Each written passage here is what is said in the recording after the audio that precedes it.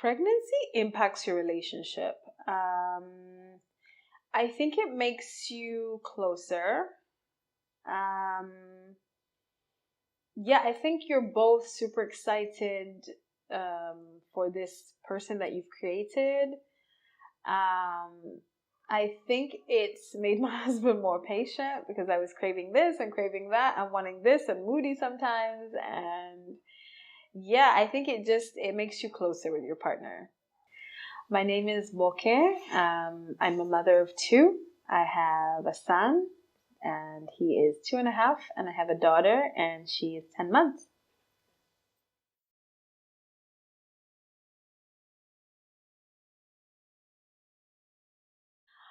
So I found out I was pregnant in August of, I think it was 2022. I remember my husband and I were in Arusha on just like a little getaway, and I was super sick the whole time. And I came back, and so we were trying for a baby. So I was like, okay, let me try the pregnancy test. So I did, and I found out I was pregnant, and yeah, it felt really good. It didn't hit me at that point, actually. It didn't. Nothing really changed at that point, apart from me being really sick. So yeah, went to the doctors, and they gave me what I needed, and I was good. So yeah, it didn't really hit me at that point, to be honest.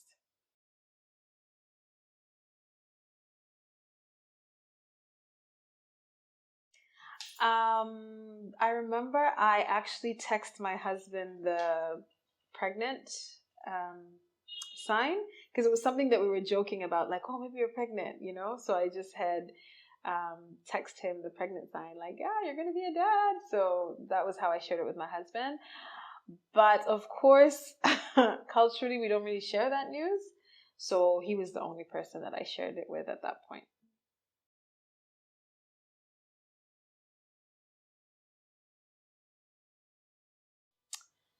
Um, Honestly, I didn't notice anything until that sounds wild, but I didn't notice anything until my belly started becoming big. Um, I would I thought maybe my skin might get bad or like I had all these like things that I was thinking might happen, but they never happened. Like I had just a normal pregnancy. And even if you see pictures of the different stages, like I was just normal until the day I was delivering. Then I just like I changed like just how I looked. But before that I was just normal. I never There's really nothing. That sounds weird, but there was really nothing. Yeah.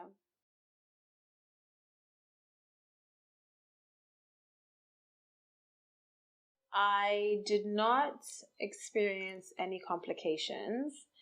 Initially, the sickness that I was getting was because my hormones were imbalanced. But as soon as the doctor figured that out and gave me the medication, I was fine. I had no other complications until birth, until when I was giving birth. I was experiencing just like loss of appetite, feeling really like drained, like you wake up tired and you wake up just like not motivated to do anything and just like drained, I can say. And then like no appetite, like I don't want to eat nothing. Yeah, those were the big symptoms.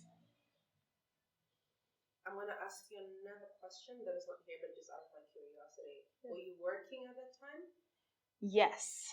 And how did that affect your working? The reason I'm asking is because I was talking, the first one I spoke to was also like a high functioning working woman. And she was telling me the exact same thing that her energy levels were like, she wasn't able to move and function and conduct meetings and do stuff the way she was able to before she got pregnant.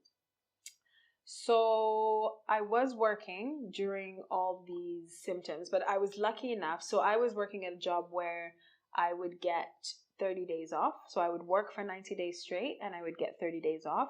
And these symptoms started just as my 30 days off were starting. So it really helped me be able to go to the doctor, figure out the issue, and get the medication and be okay for my next cycle of work. Although I wasn't back to being 100%, but I could function. I could function and do what I needed to do.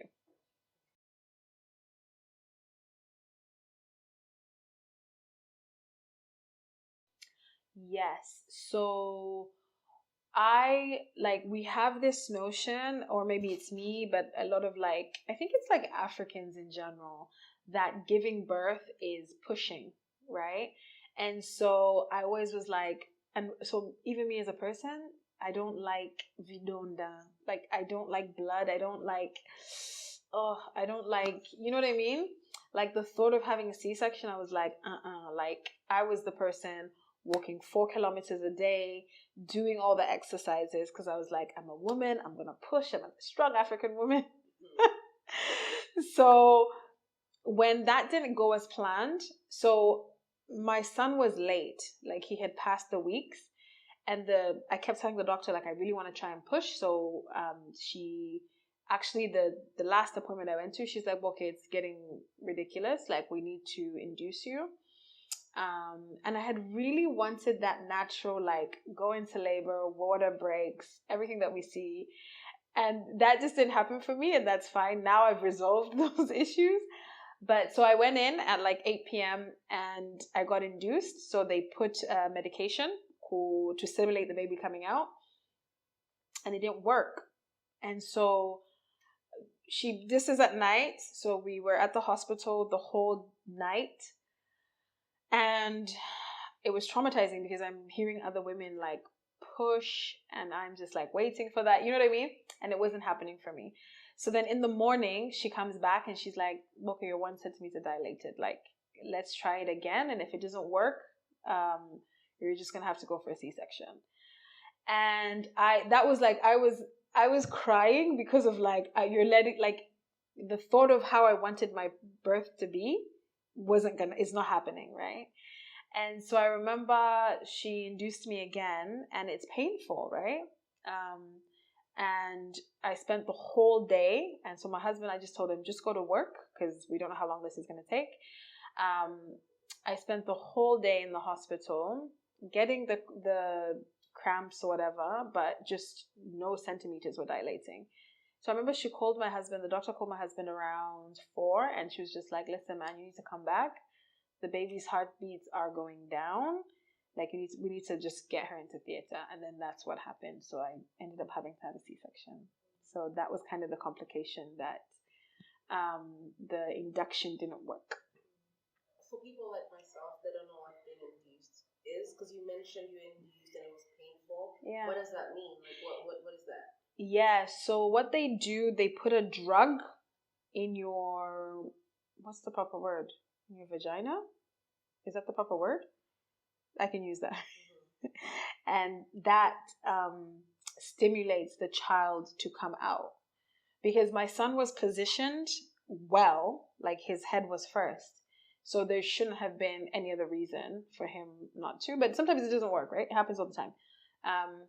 And so they put this drug that's supposed to simulate childbirth. You said that it's painful. Do they inject it? Like what? No. What did they do? Yeah, they just put it in. But what the painful part is that you're getting the cramps. You're getting the child. After this, it's simulating the cramps to push the baby. So you're still getting those childbirth cramps, but like nothing is happening. So you can imagine having those childbirth cramps for 24 hours, but the baby not coming through. Right? Does that make sense? Yes. Yeah. It does.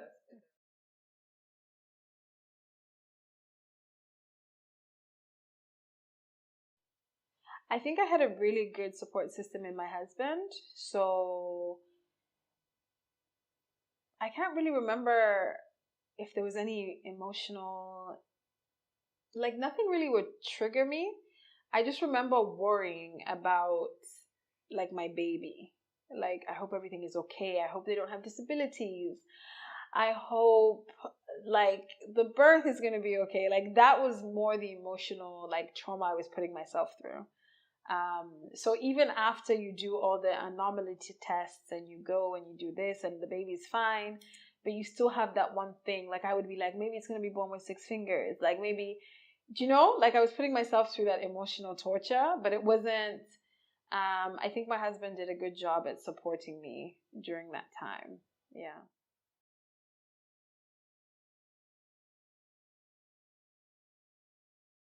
My biggest fear was just not having a healthy baby. Like, I didn't even care really what sex it was. Like, I was leaning towards a girl. I really wanted a girl first, but the bigger thing was just like a healthy, no disabilities. Like, I think every mother worries about that. So that was my biggest fear.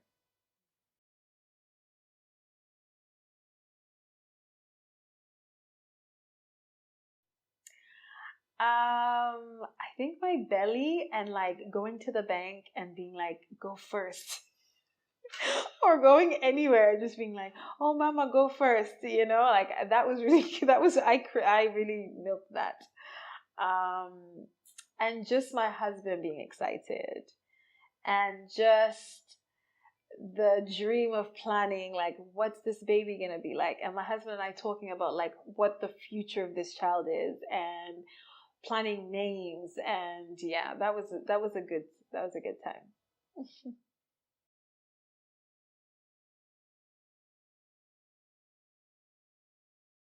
So I just tried my best to be healthy, exercise, eat well, not be under stress, because that's a big thing.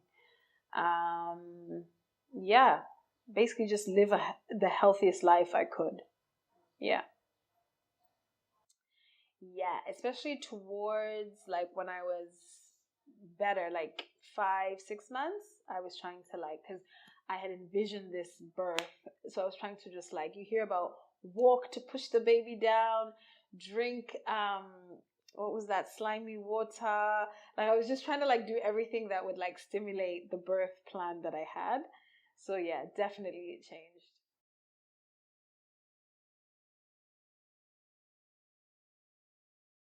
Um, yeah, the hospital was good. I actually changed gynos at the very last minute because the gyno that I was with, she was really forcing a C-section early. Um, and I wasn't comfortable with her. And so my husband and I actually jumped ship from that hospital and went to a completely different hospital and paid cash just because the care was so much better. And like just thinking this person probably has my best interests when I am having a baby because she's listening to me. So I mean, we literally switched gynos 2 weeks before I gave birth. And for my second child, I went back to the same one because the care was so good. Yeah.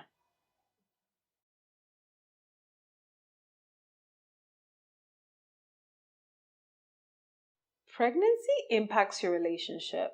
Um, I think it makes you closer. Um, yeah, I think you're both super excited for this person that you've created. Um, I think it's made my husband more patient because I was craving this and craving that and wanting this and moody sometimes. And yeah, I think it makes you closer with your partner. Yeah, definitely.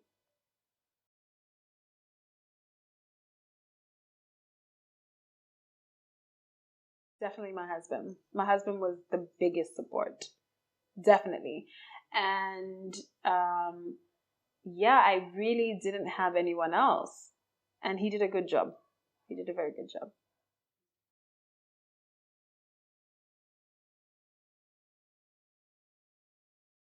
Yeah, you just like pray for your baby and um you just like try and read as much as you can. I know I was Googling everything and reading everything, but like physically also buying what you need, what you think you're gonna need.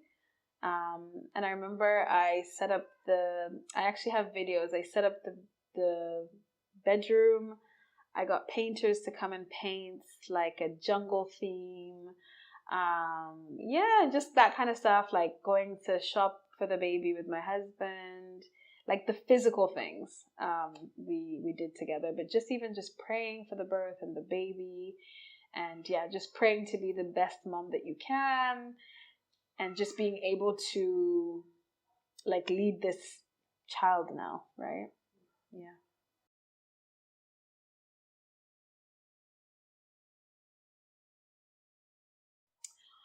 All right. So the names, how we chose the names. So before I had my son, I would tell my husband, if I ever had a daughter, I would love for her to be Harmony. And so my husband would call me Mama Harmony before we even had children. And so in my head, I was like, I'm having a girl, right? I'm like, I'm having a girl. It's going to be a girl. It's going to be a girl. And then it was a boy. So we had a girl name, but we didn't have a boy's name. And so we started, we had a middle name for my son, Jeremiah. And that's also my brother's son's name. But it's also my husband's grandfather's name. And so we had a middle name. And then we were like, oh, it'd be cool to get a J so he could be JJ. And so then we started looking through the Bible, like Bible names. And then we found Jediah and we both agreed on it. So it was literally that simple. And then we read upon like who Jediah was in the Bible, and the meaning, it means beloved of God. And so we just really loved it. So we picked Jediah, Jeremiah, and JJ. Yeah. And with my daughter, Harmony, because I'm Mama Harmony, right? So I've always been Mama Harmony. Yeah. And the reason why I loved that name, Harmony, was I had a friend of mine and the sister's name was Harmony, and she was such a peaceful person. Like, she was so beautiful and so peaceful. And the name always stuck to me. Like, if I ever have a daughter, and my daughter is so Harmony, like it just worked out. She suits her name. She's like my friend's sister. Yeah.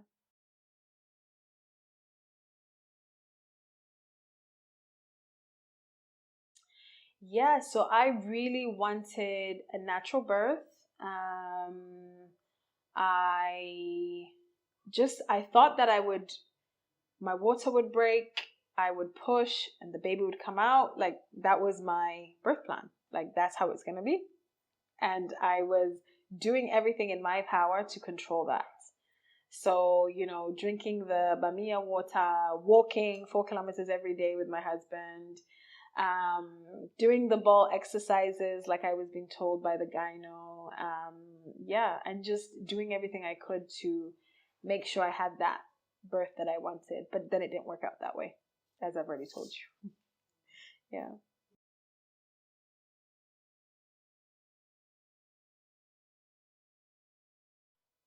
Um, how Tanzanians treat pregnant women. Like, that was very surprising. Like, you are treated so well. Like, honestly, that was very surprising to me. Like, you go into any bank, you're given a seat right away. You go anywhere. Like, that was so shocking to me. Like, oh, it's really special to be pregnant. Like, the culture really embraces pregnant women. That was a shock.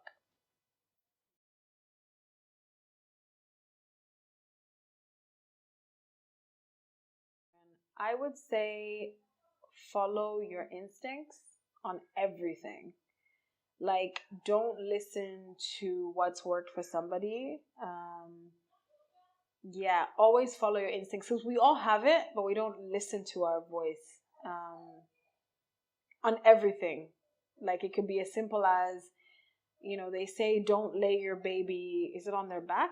They have these things like don't lay your baby on your back. Like, there's all these rules that are not for everybody. So my thing is follow your instincts big time.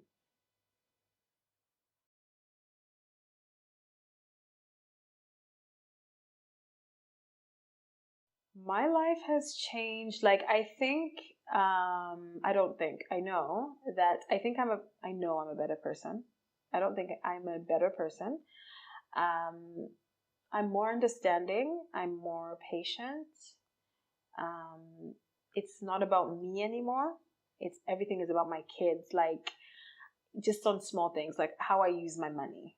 I'm like, that can go in your kid's savings account. You do not need another dress.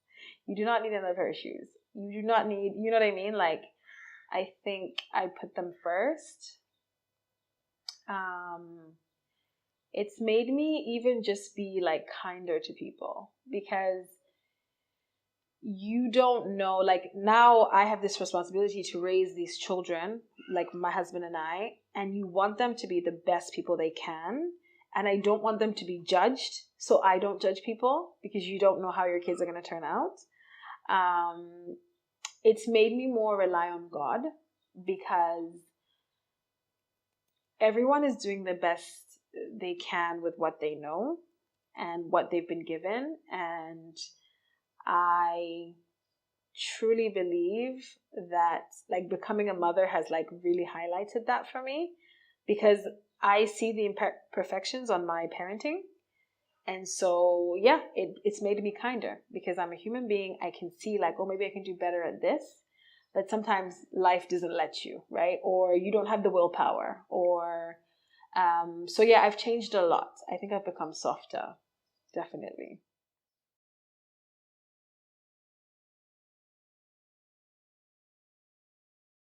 My cultural background has influenced it a lot. So, keeping the pregnancy a secret, which was something I never thought I would do. Like growing up in the West, it's very much like you reach the 90 days and you let people know. But here it was like my child was born, then I posted my maternity shoots, you know? Um, so that culturally is different. And even just my husband, like there was like a close family member that he was like, don't tell them you're pregnant because you just don't know. And it actually turned out that that person hasn't seen my kids till today. So those kind of things where you don't think that a family member will be happy for you, but yeah, that's been a big culture shock for me.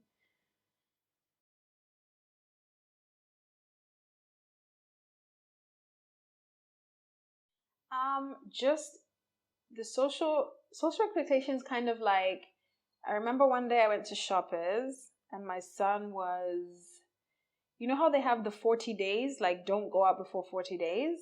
Like I never followed that. And so I remember some person that I didn't even know at Shoppers like yelling at me about the kid is too small. And I remember turning to him and I was like, do you love my kid more than I love my kid? Like, what do you mean? Like, this is my child, right? And it was kind of like an argument now. And this other lady came and she's like, ignore him. These people are crazy. Keep doing your shopping, right? And it really pissed me off because I'm like, you love my kid more than I do that birthed him? Right. So there's those expectations where a mom should be inside and a mom should, but not everyone's experience is the same, right?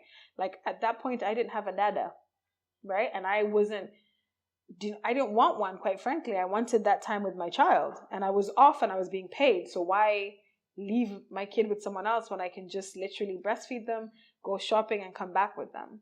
So there's these expectations where you're supposed to act a certain way, and that wasn't for me.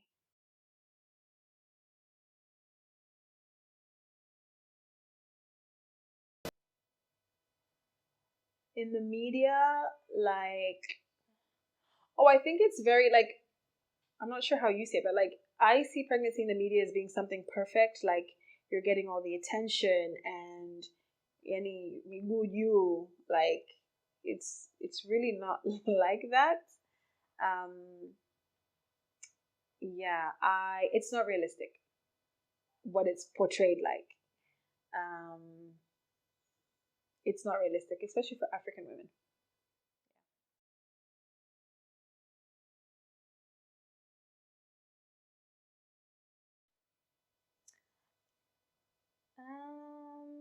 My pregnancy journey. Is there anything else I would like to share? I don't know. Um, I think just like being mindful that this is a small period of your time. Like it's a small period and you should enjoy it. Like now that I've had my daughter and I probably am not gonna have we probably won't have any more kids. I wish I had like not that I didn't enjoy it, I wish I had really taken it in more, right? So we're always just like I was excited for the next thing, like shopping for the kid, getting there, but just like enjoy it as much as you can, I can say. Yeah.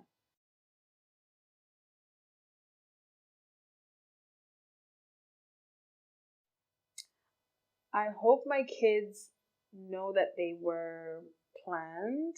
I hope my kids would know that when they were in my stomach, we both loved them, like me and their father. I hope my kids would know that we prayed for them every day.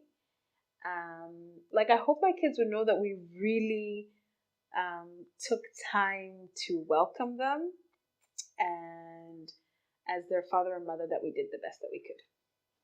Yeah.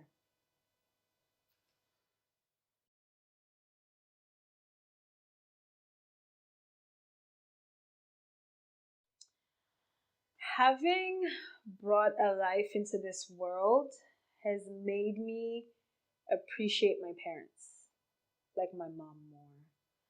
I think a lot of times we can be judgmental on the bad that our parents did, but now that I'm a parent and I know the struggles of parenting, I really appreciate like what they went through for us. So my parents were immigrants in a new country and still trying their best to raise us, still trying to make money so that we can have the best that they can have.